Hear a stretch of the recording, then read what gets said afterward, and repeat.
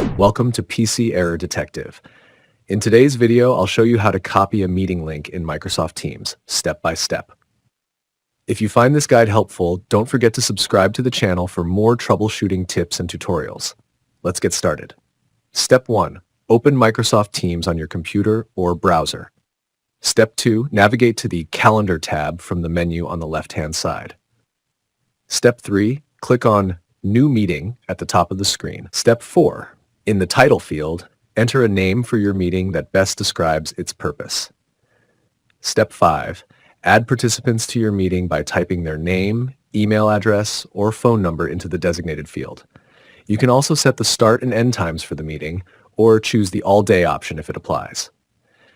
Additionally, you can configure the meeting to repeat, add a location, or include any relevant details in the description box. Step 6. Click on Save to schedule the meeting.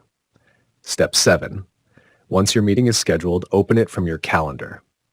Inside the meeting details, select the Copy Link or Copy Meeting Link button to copy the meeting invite link to your clipboard. Step 8. Open Notepad or any text editor and paste the copied link for easy access or sharing. And that's it.